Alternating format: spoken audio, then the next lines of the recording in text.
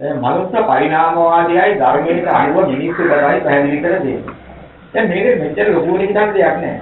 මේ මනුස්සයාගේ පරිණාමවාදී ගැන යම් කෙනෙක් මේ ලෝකේ මතයක් ප්‍රකාශ කරලා තියෙනවා. අපි අහුවෝ. ඔයා ඔය කාලේ යම් කිසි ඥානයකින් දැකලාද කියලා. ඔයා මේ දුරක් තියනවාද? ඔව් කියයි. එතන නෙවෙයි. එයාගේ මතයක් නිදියාවි. මතය ඇත්ත කොහොමද ඇත්ත කියලා කොහොමද? ඔක්කොම හේතු කාලගතයි. දැන් බුදුරජාණන් වහන්සේ දේශනා කරන්නේ කුරුකල්ලා ඥානයෙන් අතීතය දැකලා. අනුගේ මතයක් දෙන්නේ නැහැ.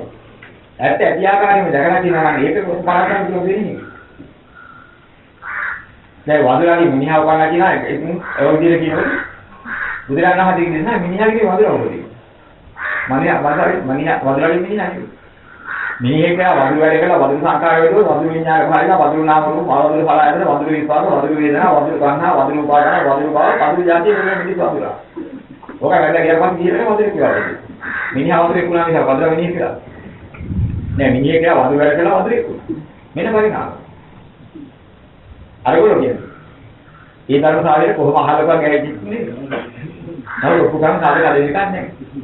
වදුර මිනිහෙක් වෙච්ච බාර ඔක්කොම කරන්නේ කිසිම සාධකයක් මේ විදිහට හොයන්නේ නැහැ. ඒක මේ වෙරිච්ච හපුගේ දත්ය ඇටි අකල්ලාගෙන මේ වෙරි කාපුවේ මේ දතගෙන ගතිය දෙන්නේ පොවගෙන තියෙනවා මිස පොවෝ ඔක්කොම බුදුලා දුන්නේ. ඔය එක ඇටසකින් තියෙනවා බාගෙන තියෙනවා. මේ කිම්පාන්සි ගෝරිලෝ වෙරිච්චේ දත්ය අපයාගෙන ඔක දෙන්නයි නම් දෙන්න පරිණාමයක්. අද එන භාගියන්නේ ඒක ඇටසකින් ලක්වත්. මොනවා ඔක්කොම. දුර්දානහතේ දේශනා කරන්නේ අර ආවාසන ලෝකයෙන් ආපු බ්‍රහ්මකාල්පික මූලික මිනිස්සෙක් ප්‍රථම අධ්‍යාපනයේ ඉඳිට ඇවිල්ලා එතනින් බ්‍රහ්මකාල්පික මිනිස්සෙ වෙලා මේ ලෝකයේ සම්බන්ධ වෙලා ක්‍රමක්‍රමයෙන් දසකුසලයේ වැටලා ඉතින් ඒක දිහාට දුසිතාවේ මුලින් දුසිතේ මානසිකත්වයේ මේ පරිත්‍යාව උපාද ක්‍රමයේ සත්‍යභාවයවත් වෙලා ගන්නවා. සුත්‍ර වැඩක සුත්‍ර ජීවිතයක පහත් වුණා. මුලදී මහා තේජසේක මිනිස්සෙ. අද ඔක්කොම ඉතින් සංගිලා සුත්‍ර ජීවිතයක පහත් වෙනවා. අපාරකෙන් කදෙන්නේ හතර පහයි කිව්වා. ඉතින් ඒකයි මේක අවුතෙන් කියන්නේ දෙයක් නෑ මේ කරා හිතේම සිද්ධාන්තයේ ඇති නැති මතයක් කියනවා මේ අද හරි විද්‍යාව කියලා. ඒක ඔප්පු කරන්නේ මේ නිකන් සාධකයක් කරා හම්බ වෙලක් නෑ. බලංගොඩ මහානෝතයා කියන නැට්ටේ ගොඩක් වෙනක් වැඩි නැති එක අල්ලගත්තා කියලා.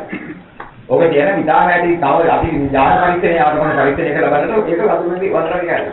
එන්නලා. ඔව් සංකල්පයක් උදාහරණ. බොරුවක් කරලා ඉන්න ඕනේ අවස්ථාව. ඉතින් ඒකට අධ්‍යාපනය කරලා කවුරුනේ ඉතින් ඇඟේ තියෙන ඇට කොට මිනිස් කොට. ඒක ඥාන පරිශ්‍රණය අපිට මිනිස් කොට.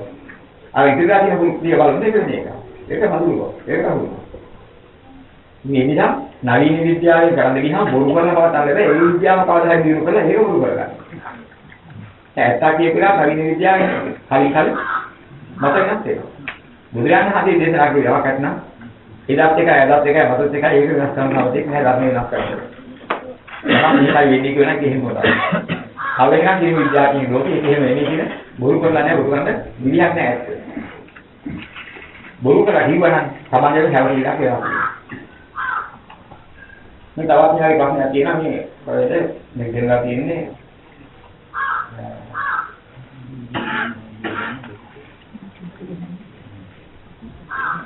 මේ වික්‍රමහන්සේ නම බුදුහාම පාත්‍රයේද ලියපු ලිපිය තුළ ඒක තියනවා කියලා දෙන්නා.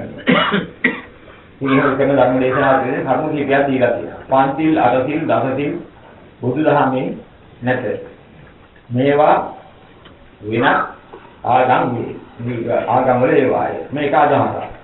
දැන් මෙතෙන්දී මේකයි යථාර්ථය දකින්න ඕනේ. මෙන්න මේකත් ටික අපි අර ඉස්සෙල්ලා කිව්වා වගේ දෙයක් තමයි. මේ පංචිල් අටසිල් බුදුරජාණන් වහන්සේ පහළ වෙන්නේ ඉස්සෙල්ලා ලෝකෙ තිබුණා. හැබැයි බුදුරජාණන් වහන්සේ කර්මපදවල ශික්ෂාපද තියෙනවා. ඒකේ බුදුරජාණන් වහන්සේ අනුපදවල ශික්ෂාපදයි අර ශික්ෂාපදයි දෙකක්. බුදුරජාණන් වහන්සේ දේශනා කරපු අර්ථේ ඒ පදවල තිබුණාද? අනුත්තර පාද කාලේ නෑ. ඒ කාලේ තිබුණාන්නේ ඒ පදවල විනාම අර්ථේ වෙනවා. අර්ථේ ලෞකිකයි. බුදුරජාණන් වහන්සේ දේශනා කරපු පාණාති වාතා වීරමණී අදින්නාදානා වීරමණී කාමීසුචාදානා වීරමණී මුසාවාදා වීරමණී සුරාමී මජ්ජපාන දත්තානා වීරමණී කියන මේ ශික්ෂාපද පහම නිවන් මාර්ග පහ. නිවන කරා යන මාර්ග පහ. එකම ගමකට වහින්න විවිධ ආකාර ප්‍රතිපලවල් තියෙනවා කියනවා. මේවා තිබෙනාවේ දුආසු දහසක් ධර්මස්කන්ධයන්ගේ කොටස් තමයි මේ දෙන්නේ අත්ලාන් කොටස් තමයි. ඒ බුදුරජාණන් වහන්සේ දේශනා කරපු එක ශික්ෂාපදයක අර්ථයවත් අබුද්ධෝත්පාද කාලේ අර්ථයේ වශයෙන් තිබුණේ නැහැ පදේ වශයෙන් නම් තිබුණා. ඒ නිසා තමයි අටහිරි සමාදන් වෙලා හිටියේ. විසාකනික විදා මහා මායා දේවිය අටහිරි සමාදන් වෙලා හිටියා කියන බුදුරජාණන් වහන්සේ බෝසත්යන් පිළිහිද ගන්න වෙලාව. දැන් අටහිරි සමාදන් වෙලා ඉන්නකොට ඒ අටහිරි මොනවද? බුදුරජාණන් වහන්සේ පහදනවා වගේ විසාකා වාටිකාවවත් අටහිරි තියාලු. ඒක ගන්නවා. ඒ අටහිරි මොනවද? අද අපි අත්සාංග කොට අද සූත්‍රාන්තයේ අනුකූල පානු මේ අපි සමාදන් වෙන්නේ බුදුරජාණන් වහන්සේ දේශනා කරපු අටහිරි. ඉතින් විසාකා වාටිකාව සමාදන් වෙන්නේ ඒ කාලේ ලෝකේ නාම අටහිරි. ක්‍රම දෙකක්. දැන් මේක හරි ගැඹුරුයි. මම හොයලා බලලා නැති නිසා මේ ප්‍රශ්නේ මේ විදිහට මතක කරලා මේ එක කැරලා කලගෙන කතා කරන්නේ. බුදුරජාණන් වහන්සේ පහළ වෙන නිසා අද සිද්ධ වෙනවා ඔක්කොම එක සූත්‍රයේ තොරසක් අල්ලගෙන. මොකද බුදුරජාණන් වහන්සේ පහළ වෙච්ච එක නෙමෙයි ඉන්නේ එක නෙමෙයි කියලා කියනවා. බුදුරජාණන් වහන්සේ අද සිද්ධ වෙලා නැහැ. ඒක විහාරෝපසත සූත්‍රයේ අරියෝපසත සූත්‍රයේ ඒ ආදී වශයෙන් අටාංගෝපසත සූත්‍රයේ ඒ නවාංගෝපසත සූත්‍රයේ මේ සූත්‍ර ගණනාවක් තියෙනවා සූත්‍ර නිකාය. ඒ සූත්‍ර වල ගමන් බුදුරජාණන් වහන්සේ දේශනා කරන්නේ නැහැ කියන්නේ. කියලා තියෙනවා. ඒව බලන්න නැතුව අර එක කැල්ලක් අල්ලගෙන මේ ශාසනිකයි නැතිව වරදු හරියනවා. ආරේ විනය දෙදලක් දෙන්නා වූ යම් ශික්ෂාපදයක් ඇත්නම් ඒ ශික්ෂාපදයේ අවසානයේ නිවන. ඔප්පු කරන්න පුළුවන්. ওই ශික්ෂාපද පහ. අනික එක රුකු ශික්ෂාපද. රුකු දෙන ශික්ෂාපද තියෙනවා ශික්ෂාපද පහකට. මේක හැබැයි විග්‍රහ කරලා ඉච්ච හෙලාතුව ආද නැති නිසා මේ පහේ කටේ සද්ධාධික වීර්යාධික සතියාධික සමාධියාධික ප්‍රඥා ආධික කියන මේ ඉන්ද්‍රිය නානත්වයෙන් ඇතුළු පිරිස තමයි මේ බුද්ධ ශ්‍රාවකයා අතර ඉන්නේ. සමහර කෙනෙක්ගේ සද්ධා ඉන්ද්‍රිය අධිකයි. සමහර කෙනෙක්ගේ වීර්ය ඉන්ද්‍රිය අධිකයි. සමහර කෙනෙක්ගේ සති ඉන්ද්‍රිය අධිකයි. සමහර කෙනෙක්ගේ සමාධි ඉන්ද්‍රිය අධිකයි. සමහර කෙනෙක්ගේ ප්‍රඥා ඉන්ද්‍රිය අධිකයි. මේ සතර ගමනේ එනකොට අපි ඉතින් කරන්නේ ප්‍රගුණ කරගෙන ආපු ප්‍රවාහතාවල් අනුව මේ ඉන්ද්‍රිය නානත්වයක් ඇති වෙනවා. මෙන්න මේක කියන මේ සියලුම සත්‍ය අතරේ එකිනෙකාට ඉන්ද්‍රිය නානත්වයෙන් යුක්තයි කියන්නේ. මෙන්න මේ ඉන්ද්‍රිය නානත්වයෙන් තමයි එක එක බුද්ධලීන්ගේ අධික ඉන්ද්‍රියක් කියනවා. සමහරයි සද්ධා ඉන්ද්‍රිය අධිකයි. සද්ධා ඉන්ද්‍රිය අධික වෙන හැම වෙලේම බලාපොරොත්තු වෙන්නේ. භක්තිය ගෞරවයේ සහිතව. ඒ කියවන බොහෝම ගෞරවයෙන් දරා සිටිනවා. ඒ වගේම සද්ධා ඉන්ද්‍රිය අධික වෙනාගේ ස්වභාවයක් තියෙනවා. කාට හරි හින්දියක් හිංසාවක් දුක කරදරයක් වෙනවා නම් මේක දරන්න දෙබෑ. ඒක කැමති නෑ. එයා හරි කැමති සමගියේ සමාදානයෙන් ඉන්නේ. සද්ධානික බුද්ධියගේ තරහින්ද කැමති නෑ. හොබ්බාගෙන ඉන්න කැමති නෑ. එහෙම වුණා වේලක්ද කොහොම හරි හදන්නේ සමගියේ සමාදානයෙන් දෙන්නේ හරදයක් නැතුව කවුරු සතුටෙන් ඉන්නවා නම් කොච්චර හොඳද? මේ අදහස තමයි ශ්‍රද්ධා ඉන්ද්‍රිය අධික වෙනාගේ ස්වභාවය. මෙන්න මේ කියන්නේ ක්‍රියාවට ගැලපෙන පළවෙනි ශික්ෂාවලියක් තියෙනවා. කාණ ගාඨිය සහ සත්ත්ව හිංසාව අත්හැරීමෙන් ලබන්නා වූ සැප. මෙන්න මේක නිවන් මාර්ගයකට හරවලා. මේ මාර්ගය තුලින් සීල සමාධි ප්‍රඥා වඩා ගන්න ක්‍රමයක් තියෙනවා. මෙන්න මේ සීල සමාධි ප්‍රඥා වඩා ගන්න ක්‍රමය තමයි. කාණාතිපාතාවේ තමයි සික්ඛාපදයෙන් දේශනා කරන්නේ. ඒක තමයි මම සතුටුම වරනේ කිව්වා. සික්ඛාපදේ සම්පූර්ණ නැහැ. පංච දුක්ඛයන්ගේ එකක් අතරිය කියන එකයි කියන්නේ. සතුටුම ගැනීම, හොරකම් නොකිරීම, කාමීය වද නොහැදීම, බොරු නොකීම, මත්පැන් නොබීම කියන්නේ. පංච දුක්ඛයයි. බුදුරජාණන් වහන්සේ සංවද කරලා පංච දුක්ඛයන්ගේ මෙගින් බොහොම හොඳයි. ලෝකේ ඉස්සරහ තිබුණා. අය භානාතිපාතා ඊළමයි ශික්ෂාපදී කියන්නේ හඳුන් ගැනීම වැඩ කියන සම්පූර්ණ වෙන එකක් නේ. අන්න අස්ථානෝපරම සූත්‍රයේ දේශනා කරලා තියෙන්නේ අරියෝපසත සූත්‍ර, විසාකෝපසත සූත්‍ර, මේ ආදි වශයෙන් තේවා සමාදානයේ දේශනා කරපු සූත්‍රවල. තේවා සමාදානයේ ශික්ෂාපදී විග්‍රහ කරලා තේරුම් කරලා දීලා තියෙනවා. මෙන්න මේ විග්‍රහ කරලා තේරුම් ගන්න. තේරුවා මෙන්න මේ අනුකූල තේවා සමාදය දානවා. මේ ශික්ෂාපදී බුද්ධ ශාසනය පිළ නැහැ. මෙන්න බුද්ධ ශාසනයේ ශික්ෂාපදී. ගාකා විග්‍රහ කරගත්තොත් ජීවිතාන්තයේ ඒ රාතන් වහන්සේ පරපන් නැතිමින් වෙන පරපන් නැතිම අතහැර. බහාතැබු දනුමුගුරු ඇතුව බහාතැබු දැල්දුමුල් ආවිල ඇතුව පාපේට ලැජ්ජා ඇතුව බිය ඇතුව දයාවට කරන. සියලු කාණභූතයන් කෙරෙහි හිතානුකම්පාවෙන් වාසය කරනවා. උන්වහන්සේ කල්පලෝ මහා කල්පවන්නේ කරනවා. ඒකයි ඔතන ජීවිතේ. මේ සතුනම හිතියදී ඉවරයි. පරපන් නැතිමින් වෙන්න පරපන් නැතිම අතහැර. ඒකම ඉවරයි. සිතාවදී ඉවරයි. බහාතැබු දනුමුගුරු ඇතුව බහාතැබු දැල්දුමුල් ආවිල ඇතුව පාපේට ලැජ්ජා ඇතුව බිය ඇතුව කොයි සිතාවලේ දෙකයි. දයාවට බැරි සියලු කාල භූතයන්ගේ හිතානුකම්පාව වෙනවා කියලා. සබ්බ පාපස අකරණං කුසලස උපසම්පදාස චිත්ත පරියෝධ අපනං කියන මෙන්න මේ බුද්ධාංශාසන තුනමයි කි. මේ ආරි විනය දෙන්න පාණාතිපාතාවේ රෝණ සිතාවේ මේක නිවන් මාර්ගය. ඒ නිවන කොයිද කියනකොට සියලු කාල භූතයන්ගේ හිතානුකම්පාව වෙනවා කියන්නේ. ඒකේ තියෙන ලෞකික එකක් තියෙන ලෝකෝත්තර එකක්. ලෞකික ධර්මයේ අතුරු කරගෙන හිතානුකම්පාවේ වාසය කරනකොට ලාභකම් විතරක් බැලගෙන අකුළු වට කරගෙන වත්ුනේ අද ඉන්න එහෙම හිතානුකම්පාවක් තියෙනවා. අනේ මේ කවුරුනේ කරන්නේ බා එහෙම වත්ුනේ හිතා කරන්නේ බා. ඒක ලෝකික කරන් තිබිච්චේ. ඔයලා ගැඹුරු හිතානුකම්පාවක් කියනෝනේ ආර්ය හිතානුකම්පාව. අනේ මේ සතර කියන්නේ ලෝකයා දන්නේ නැතුව හිතන උතර බයන්නක දෙනවා. මහා දුක් දෙන දෙනවා. මටත් ඒ දුකින් මිදීම ලැබේවා. මේ සතර මහා දුක. මොනවාද දුක කියලා හරි කමක් නැහැ ඉඳලා. සතර දුකින් මිදේවා. අනේ ලෝකයා ගලකම් ලෝක ආර්යයන් කම්පා. සතර දුක දුක හැටියට දැනගෙන සතර දුකෙන් ලෝකයා මිදෙන්න කරන ආශිර්වාද. අනේ මේ සතර කියන්නේ මහා රෝගයක්. මේ රෝග වලින් මිදෙන්න බෑ කොච්චර බෙහෙත් දීලා කියත් හරියන්නේ නැහැ සතරයක්. අප්‍රමාණ රෝග ගොඩක් මේ ශරීරයේ එක රෝගයක්. ඒකද මේ ස්කන්ධ පංචකයන් රෝග. කවදා හරි මේ ස්කන්ධ පංචකයේ කෙලවර කරන කවුද නිවන් දැක. අන්න ඉදාට මේ කයයන්ති රෝගී ඉවරයි. කයයන්ති රෝගී ඉවර නම් මෙන්න මේ ආර්මිනේ නිරෝධිච්ච. මෙන්න සංසාර රෝගී විදේශ කාර්යයක් වැඩි වෙනකොට. මේ බය නැතුව විතර බයක් නැතුව කාර්යය හදලා ගන්න නැති හිමිදලා ඉඳ බැරිද? ඉඳ පදන එක කියන්නේ. ඒක රෝගී. උදාහරණ ඉඳ පදන එක කියන්නේ යටත් තීරයෙන් අසුරසන ගහන මොහොතක්වත් මහනි භවයේ වර්ණනා කරන්නේ. මම භවයේ කරලා දෙන්නේ. බුදුරජාණන් වහන්සේ ඒක නා දේශනා කරේ. ඉන්නේ කොහෙද? භවයේ දෙන්නේ. අපේ ඉන්නේ භවයේ දෙන්නේ. භවත්‍යයන්ගේ ආදී භවයත් එක්කලා ඉතින් සම්බන්ධ. භවයේ රෝගී. ඇඟිලි පොළොන් තරංග ආවා. මේකට ගහන වෙලාවක්. මහන්නේ මේ භවයේ වර්ණනා කරන්නේ නැහැ. හොඳයි කියන්නේ. එහෙම දේශනා කළ බුදුරජාණන් වහන්සේ දේශනා කළා ඉන්ද්‍රිය කරන්නේ. මේ භවයේ ආහාරත්වයේ බලන්න. මේක මහා භයානකයි. මේ භයානක භවයේදී මෙන්න නිර්භයයි. මෙන්න ආර්යක නිර්භයයි. සංසාර භයෙන් මිදෙන්න. ඒවත් එකක් තියෙනවා. මේ ආරින් මේ නිර්භය කියන්නේ මොනවද? බයතු වෙනවා කියන්නේ බයතු ඉන්නේ කවුරුද? බයතු ඉන්නේ හරි අපිට වතුනවා. එන ගැහුවත් බයයි. මොකද බය වෙන තියෙන සියලු කාර්ය ඉවරයි. අන්තිම දෙහි දානවා. අවසානයේ ඉවරයි. ඒක අවසානයේ බය දුරු කරපුවා. එන අවිරත් වෙනන්නේ අන්නේ අරිහත් මහත්මිය මුල් කරගෙන ඊටන් කුල බය නැති එක්ක ඉඳලා මරා. ඊළාතරම මරා ඉවරයි. ලෝකයක් කවදා හරි සතර බය නික්මිදිලාට සතර දුකෙන් දහා. මේ සතර බය නැහැ. එයා බලක් ලෝකයට සතර බය නැති වෙනවා. ඒක මාතිය.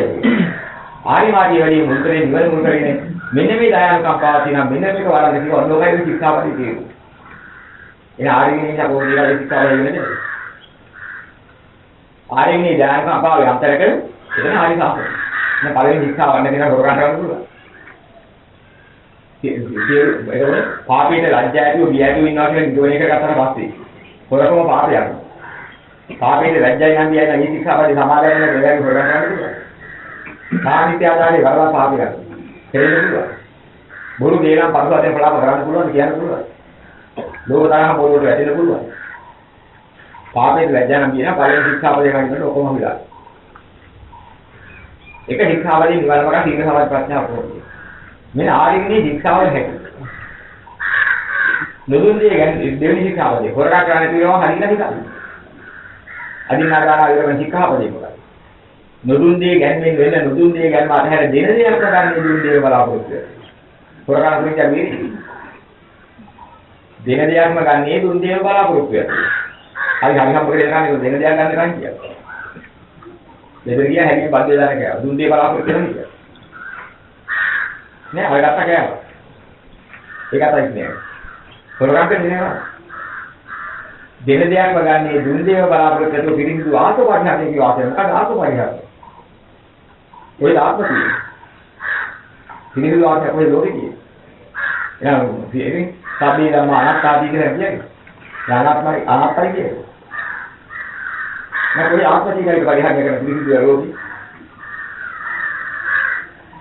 මේ ආත්මභාවය කියලා යමක් ගත්තා. ඒක මුලාවක්, ඒක දුකක්, ඒක දාහයක්, ඒක අපාරයක් කියලා දේශනා කරලා උදාහරණ වහන්සේ පිළිසිදු ආත්මය පරිහරණය කරන්න කිව්වේ මොකක්ද? ආරේ ධාතු වැරෙන්නේ. ආරේනේ ආත්ම කියලා කියන්නේ මේ තිබෙන පවත්තා ගැන එකක් වගේ. ආර්යචායක වාග්ය අනුගමනය කිරීම නිසා යම් අත්හැරීමක් වුණාද, වැල්මක් වුණාද, විදීමක් වුණාද, සදා සැලසුමක් මෙලොවදීම කෙලෙස් අත්විඳීමපත් වුණා. අනේ සංසිඳීගේ යම් කරවහකට අසංකරණ සාකච්ඡා විගතක කොටකට ඒ ලෝකයේ ආරේනේ ආත්ම කියන්නේ කොහොමද? පවතින එක නෙමෙයි. මෙච්චර කාල පවත දුක්ඛාන්තරාව යම් මාත්‍රයෙන් කෙලෙස් දුරු කිරීම කෙලවර කරාද ඒ මතවල ආත්මභාවයටපත් වෙනවා. මෙන්න ආරේණී ආත්ම කියන්නේ අනිත්‍ය නැති දුක්ඛ නැති අනාත්ම නැති සත්‍යය. ලෝකේ ආත්ම කියන්නේ අනිත්‍ය දුක්ඛ අනාත්මය. මම කිරිසිදු ආත්මභාවය දැනගන්න මොකක්ද කියන්නේ? හරියටම ඕලාරික රාජකාය ආත්මභාවය, රූපී මනෝමය ආත්මභාවය, අරූපී සංඥාමය ආත්මභාවය. මේ ආරේණී ආත්මභාව තුනක් තියෙනවා වචනගත පරිබ්‍රාජික බුදුරණාහි දේශනා කරනවා. ලෝකේ තියෙන ඔය වචන දෙකම ආත්මභාව. බුදුරණාහි දේශනා කරන අන්තු මාත්‍රයක් අනුසතක කෝවේ ආත්මභාවය. ඔය ආත්මය.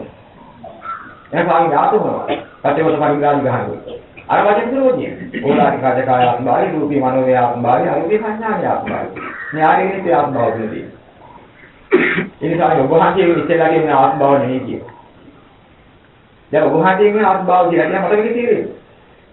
අන්නේ දෘෂ්ටියක්, අන්නේ ලබ්ධිය ගන්න, අන්නේ ගණපු නායකයෙක් කියලා ඉන්න ඔබ.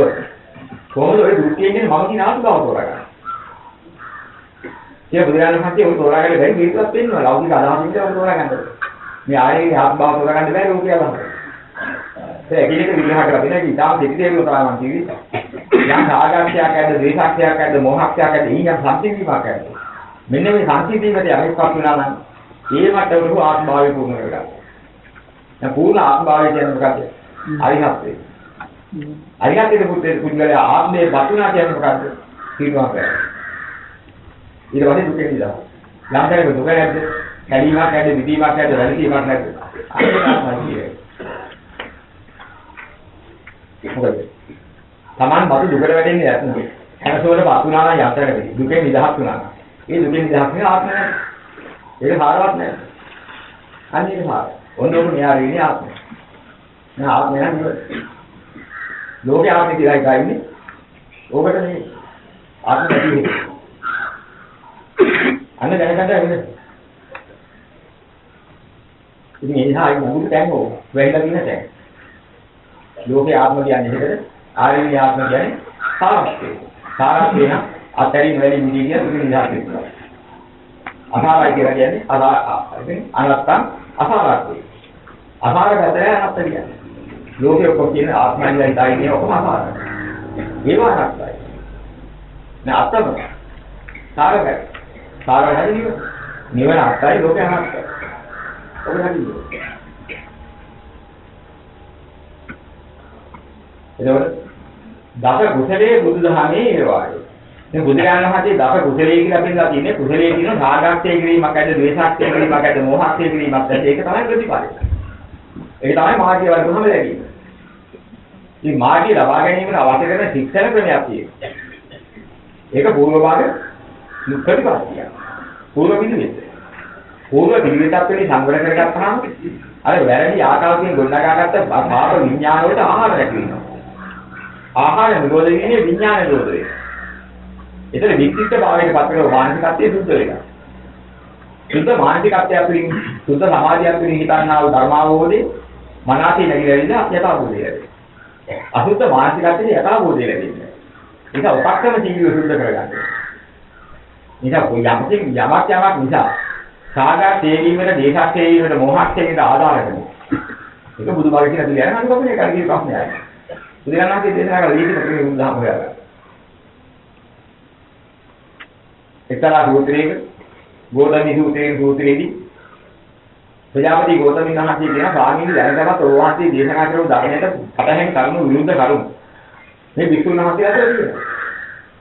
මතු අනාගතයේදී ඔබ වහන්සේ දේශනා කරන ධර්මයේ පස්චිම ජනතාව කොහොමද දැනගන්නේ දැන් කියන්නේ. මේ ප්‍රශ්නේ. ගෝධනී එකේ ප්‍රශ්නයක් නේ. යම්මාවක් ඇතුළු කරන රාගක්ෂේ වෙනවද, දේහක්ෂේ වෙනවද, මොහක්ෂේ වෙනවද? ඒක බුදුමහත්. ඒක වෙන්නේ නැද්ද? ඒක ඉවත් කරන්න. ඔකයි පුදුමයි. පොතේ ගිරවන පරම්පරාවේ ඒකනේ. මේ මගේ මනසේ මෙහි කියලා බලනකොට සාගයේ දේශයේ මොහේ වර්ධනය කරන මගක්ද? විවාහකට මගක්ද? මනසේ මොකද ඒ විතරක් පස්සේ විවාහකට මගක් නා බුදුමහත්. ඒක බුද්ධ වදේ. ඔහේ බුද්ධ වදේ තෝරගන්න. ඉතින් පොතේ තියනවාද අරයා ගෙනාවද මෙයා ගෙනාවද ඉස්සර දිනවා ඒ වෙන්නේ. ඒ මග අනුගමනය කරනකොට දේශනා කරලා තිබුණා හෝ යටා හෝ. ඒ මග අනුගමනය කිරීමෙන් අපිට බේරාන හාලියේ දේශයේ මොකේ තේ වෙලා යන බව. ඒක බුද්ධ මාර්ගය. තෝරගන්න දුන්නේ මේක මොකද? ඒකනේ අපි තෝරගන්න ඕනේ.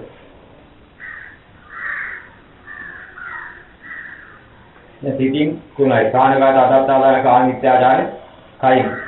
එයා බොරු කියලා පරිසු වශයෙන් කළාම හතරක් හිතෙන්. ඒ වගේම අවිජ්ජා ව්‍යාපාද මිත්‍යාදිත්‍ය කියන ඒ තුන හිතෙන් කරනවා. මේ හිතෙන් කයින් වචනේ කියන තුنين සිද්ධ කරන කාරණා 10ක් දසවතාවයක් වෙනවා තියෙන්නේ. මේ ඔය ටික අයින් කරගත්තාම තමයි. ඔතනින් සිද්ධ වෙන්නේ අපි අවශ්‍ය කරන්නා වූ ධර්ම අවබෝධය ලැබෙනවා. දසවතාවයෙන් දෙන්නේ.